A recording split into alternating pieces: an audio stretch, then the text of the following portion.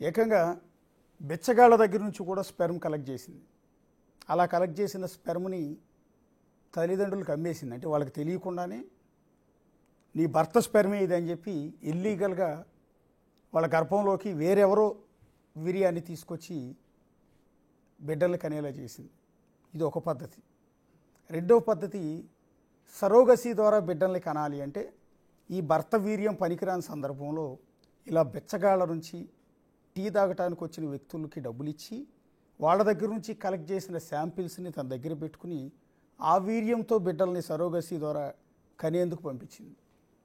అలాగే మన పక్కనే ఉన్న ఛత్తీస్గఢ్, ఈ పక్కన ఉన్న కర్ణాటక, తమిళనాడు, ఒరిస్సా ఈ రాష్ట్రాలకి స్పెర్మ్ను కూడా సప్లై చేసింది డాక్టర్ నమ్రత.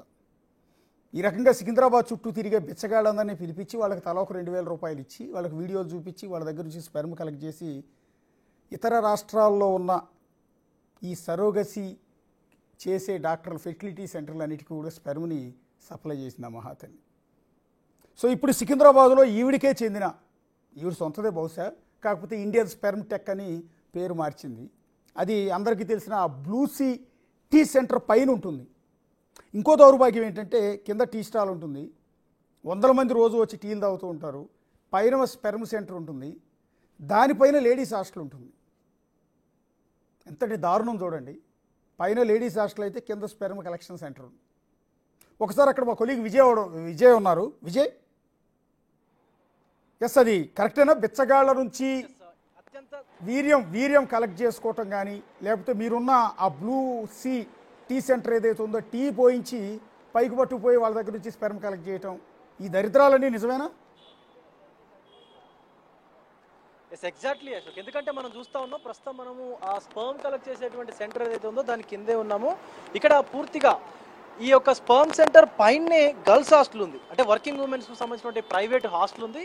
ఆ యొక్క స్పర్మ్ కలెక్ట్ చేసేటువంటి ఇండియన్ స్పర్మ్ టెస్ట్కి సంబంధించినటువంటి ఆ క్లినిక్కి సంబంధించినటువంటి ఆ బిల్డింగ్ కిందే గ్రౌండ్ ఫ్లోర్లో ఒక బిర్యానీ సెంటర్తో పాటు పక్కన ఉన్నటువంటి చాలా ఫేమస్ సికింద్రాబాద్ ఏరియాలో ఎవరిని అడిగినా చెప్తారు లూసీ కేఫ్ అనేది, ఒక టీ స్టాల్కు సంబంధించినటువంటి కేఫ్ కూడా పక్కనే ఉంది. సో ఇక్కడ వందలాది మంది, వేలాది మంది కూడా ఎవ్రీడే ప్రతిరోజు వచ్చి టీ తాగుతూ ఉంటారు, అలాగే స్నాక్స్ కూడా తింటూ ఉంటారు. అయితే ఇదే అదునుగా చూసుకున్నటువంటి ఈ యొక్క ఏదైతే మనకి ఇండియన్ స్పర్మ్ టెక్ సంబంధించినటువంటి క్లినిక్ని నిర్వహిస్తూ ఉన్నారో పంకజ్, అలాగే శ్రీను, అలాగే సంపత్ అనేటువంటి వీళ్ళందరూ ఒక 7గురు ఒక ముఠాగా ఏర్పడి ఇక్కడ ఉన్నటువంటి స్థానికంగా రైల్వే స్టేషన్లో ఉండేటువంటి వాళ్ళని, బిచ్చగాళ్ళని, అలాగే ఈ యొక్క బస్టాండ్లో ఉండేటువంటి వాళ్ళని, సో వీళ్ళందరి దగ్గర నుంచి వాళ్ళకి కేవలం 500 రూపాయలు, 600 రూపాయలు ఇలా చిల్లర డబ్బులు వాళ్ళకు ఎరగా చూపించి, అలాగే బీరు, బిర్యానీ అంటూ కూడా వాళ్ళకి ఒక రోజు ఒక పూట గడిస్తే చాలన్నట్టుగా వాళ్ళకి ఇవి ఆశ చూపించి వారి వద్ద నుంచి వీర్యాన్ని స్టోర్ చేసి ఈ యొక్క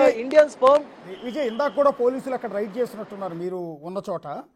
సో అక్కడ మీరు తీసిన విజువల్స్లో ఒకటి కనపడుతోంది, వీర్యదానం సెమెన్ డొనేషన్ అని. ఉదయం 10 గంటల నుంచి సాయంత్రం 6 గంటల వరకు 21 సంవత్సరాల నుంచి 31 సంవత్సరాల వరకు పత్రాలు, అసలు ఆధార్ ఇవ్వాలి. సోమవారం నుంచి శనివారం వరకు సంప్రదించి. ఈ దరిద్రం ఏంటి? వీర్యదానం ఏంటి?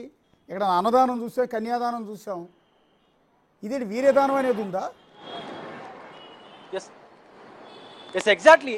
అసలు వీర్యాన్ని దానం చేయాలంటే ఏఆర్టీ సెంటర్స్ అనేటివి, అంటే గవర్నమెంట్ నుంచి ఏదైతే రికగ్నైజన్స్ పొందినటువంటి సెంటర్స్ ఉంటాయో దాని నుంచి మాత్రమే ఈ యొక్క వీర్యాన్ని దానం చేసేటువంటి ప్రక్రియ ఉంటుంది, చేయొచ్చు.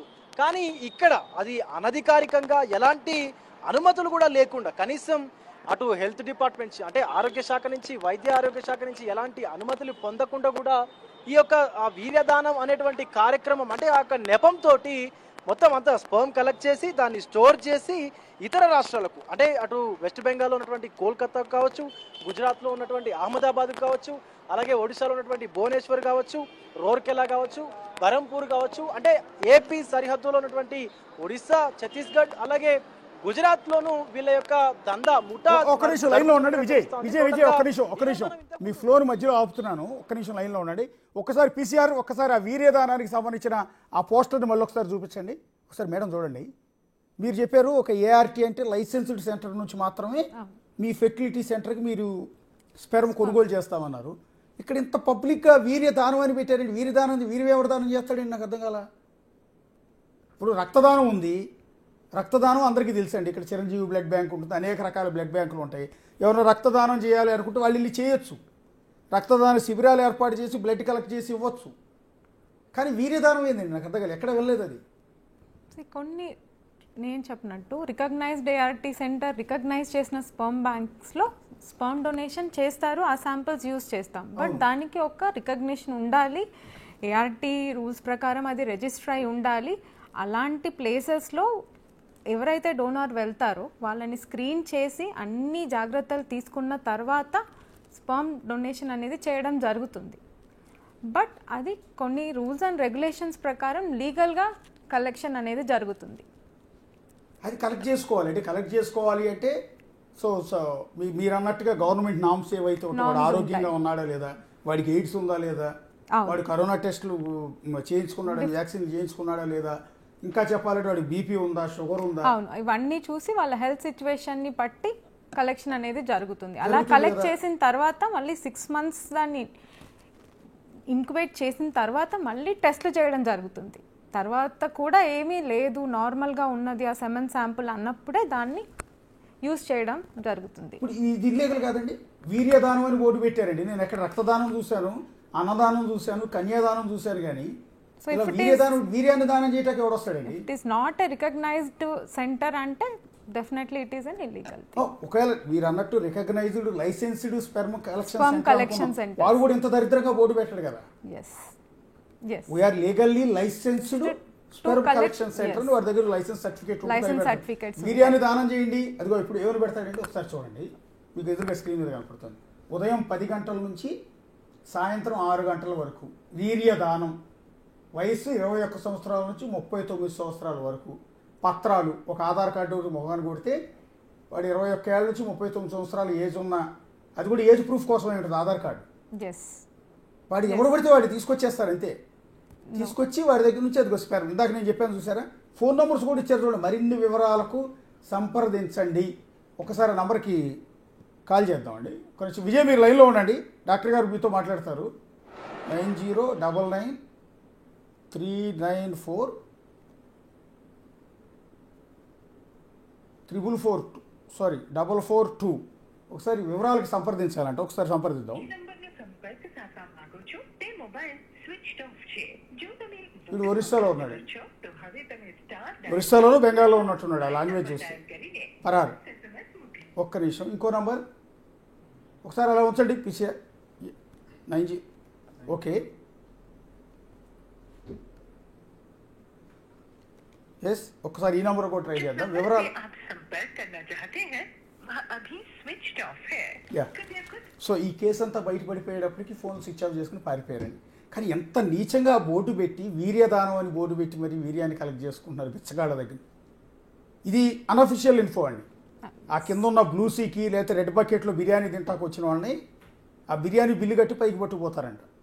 బ్లూ సీ టీ స్టాల్లో టీ తాగటాకు వచ్చిన వాడికి ఆ నోట్లో ఒక బన్ను పెట్టి ఒక టీ తాగిచ్చి పైకి పట్టుకుపోతారండి. వాడి చేతిలో ఒక 500 పెట్టి వీర్యం కలెక్ట్ చేసుకుంటారండి.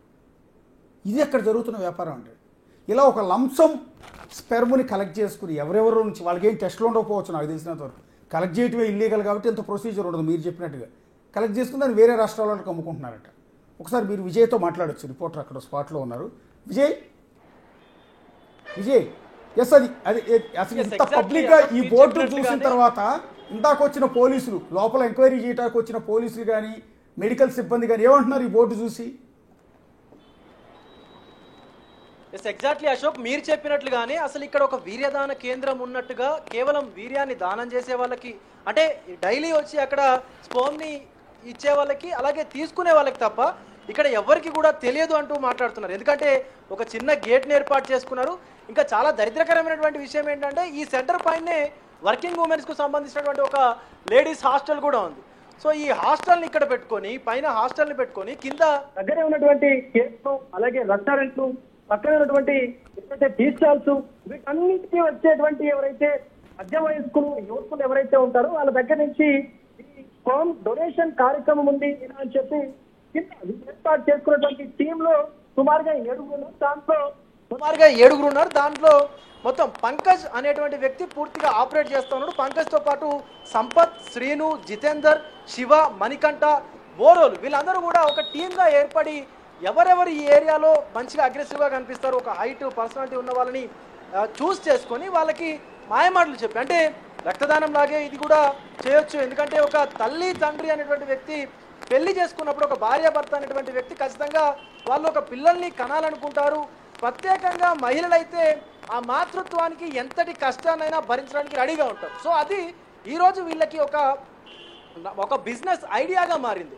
సో ఖచ్చితంగా ఇక్కడ ఉన్నటువంటి వాళ్ళు ఎవరైతే స్టూడెంట్స్ కానీ ఖాళీగా ఉండేటువంటి వాళ్ళు కానీ ఈజీ మనీ కోసం ఎవరైతే ఆలోచిస్తారో వాళ్ళందరినీ వీళ్ళు టార్గెట్గా చేసుకొని ఇప్పుడు ఈ పంకజ్ అండ్ కో వీళ్ళందరి టీము టార్గెట్గా చేసుకొని సో ఇక్కడికి తీసుకువచ్చి మొత్తం అసలు లోపల మనం ఎక్స్పోజ్ చేసినప్పుడు బిగ్ టీవీ లోపలికి వెళ్ళి లైవ్ ఇచ్చినప్పుడు కూడా చూసాం మనమంతా ఆ శాంపుల్ కిట్స్, అలాగే ఇంక్యుబేటర్స్ అయితే వీర్యాన్ని సేకరించిన తర్వాత ఇంక్యుబేటర్స్ పాట్స్ ఏవైతే ఉంటాయో అవి, అలాగే సపరేట్గా 2 హాల్లని ఏర్పాటు చేశారు. అంటే వచ్చిన వాళ్ళు వెయిట్ చేయడానికి, వాళ్ళ కోసం ఎంటర్టైన్మెంట్ పెట్టడానికి ఒక టీవీ, అలాగే లోపల శాంపుల్ కలెక్షన్ రూమ్స్ అంటూ కూడా 2 రూమ్స్ని ఏర్పాటు చేశారు. సో ఈ శాంపుల్ కలెక్షన్ రూమ్స్లోకి వెళ్ళిన వాళ్ళకి అత్యంత అసభ్యకరమైనటువంటి విషయం ఏంటంటే ఫోన్ వీడియోలు చూపిస్తూ ఈ శాంపుల్ కలెక్షన్ చేస్తూ ఉన్నారు. ఇక్కడ అత్యంత దారుణమైనటువంటి విషయం ఇది. అది ఎవరు ఏంటి అనేది తెలియకుండా, అంటే మనం ఇందాక చెప్పుకున్నట్టుగా గవర్నమెంట్ నామ్స్ ప్రకారమే రికగ్నైజ్డ్ ఏఆర్టీ సెంటర్స్ నుంచి మాత్రమే ఈ స్పర్మ్ కలెక్షన్ అనేది ఈ టెస్ట్ ట్యూబ్ బేబీ సెంటర్స్ వాళ్ళు కానీ ఐవీఎఫ్ సెంటర్స్ వాళ్ళు కానీ తీసుకోవాలి. అంటే ఆ సెంటర్ నుంచి మాత్రమే తీసుకోవాలి. కానీ ఇక్కడ అత్యంత దారుణంగా రోడ్ సైడ్ వెళ్ళే వాళ్ళని, అలాగే ఈ స్టేషన్ దగ్గర ఉన్న వాళ్ళని, రైల్వే స్టేషన్ దగ్గర ఉన్న వాళ్ళని, ఎవరో అనామకులని, వాళ్ళకి ఏ వ్యాధులు ఉన్నాయో తెలియదు, ఏమో తెలియదు, వాళ్ళ డీటెయిల్స్ తెలియదు, కేవలం ఒక ఆధార్ కార్డు చూపిస్తే వాళ్ళకు ఇంతో కొంత ఇచ్చి వీర్యాన్ని, అలాగే ఇంకా దారుణమైనటువంటి విషయం ఏంటంటే ఈవెన్ అండాలని, అంటే ఆడవాళ్లకు వచ్చేటువంటి ఎగ్స్ ఏవైతే ఉంటాయో ఒక బేబీ జనరేట్ అవ్వాలంటే అటు అండాలు వీర్యం కలిస్తేనే ఒక బేబీ జనరేట్ అవుతుంది. అలాంటి దారుణమైనటువంటి అండాలను కూడా వీళ్ళు కలెక్ట్ చేస్తూ ఉన్నారు. ఒక మహిళకు సుమారుగా 20 నుంచి 25,000 రూపాయలను కూడా ఇస్తున్నట్టుగా తెలుస్తా ఉంది. అయితే కొంచెం అండాలని కలెక్ట్ చేయడం అనేది పని కాబట్టి వాళ్ళకి ఎక్కువ మొత్తంలో విజయ్ ఒకసారి డాక్టర్ గారు ఉన్నారు, అంటే చూశారు కదండి దరిద్రం చూశారు కదా, ఎవరైనా రక్తదానం చేయటానికంటే పోటీలు పడి వెళ్తారండి అవతల వాళ్ళ ప్రాణం నిలబడొద్దు అని. కానీ వీర్యదానం చేయడానికి ఎవడో పోతాడండి, డబ్బులు కృతిపడిన వెధవలు ఎవడో పోతాడు. అందుకని సికింద్రాబాద్ ఆ బ్లూ టీ స్టాల్ దగ్గర టీ తాగటానికి వెళ్ళిన వాళ్ళు కకృతిపడి పై ఫ్లోర్కి వెళ్ళకండి, వెళ్ళి మీకు టీ బిల్లు కట్టి పైకి పట్టుకుపోతున్నారు. అలాగే అక్కడ ఉన్న రెడ్ బకెట్ బిర్యానీ సెంటర్లో బిర్యానీ తింటాకు వెళ్ళినాడు, మీ బిల్లు కట్టాడు కదా అని చెప్పి పై ఫ్లోర్కి వెళ్ళి వీర్యదానం చేసి రామకండి, దరిద్రంగా లోకాన్ని నాశనం చేసి సావకండి. ఇంకోటి అండి, అసలు ఎట్లా ఇప్పుడు మావాడు విజయ్ చెప్తున్నాడు, ఒక మగవాళ్ళ స్పెర్మ్నే కాకుండా ఆడవాళ్ళ నుంచి ఎగ్ కూడా కలెక్ట్ చేస్తున్నారట. అంటే అలా కలెక్ట్ చేస్తారా? ఆ ప్రొసీజర్ కూడా ఉంటుందా? ఎగ్ డొనేషన్ కూడా జరుగుతుంది. దాన్ని కూడా లీగల్గా మనం ఏఆర్టీ సెంటర్స్ నుంచి డోనర్స్ని, రిజిస్టర్ అయిన డోనర్స్ని మాత్రమే మనం తీసుకొని వాళ్ళ ఎగ్స్, అగైన్ అదొక లీగల్ ప్రొసీజర్. అలా చేయటం it's a legal procedure, we can do. But ఇలా ముందుగానే ఎగ్స్ని కలెక్ట్ చేసి పెట్టుకోవటం అనేది it's not the legally followed procedure actually.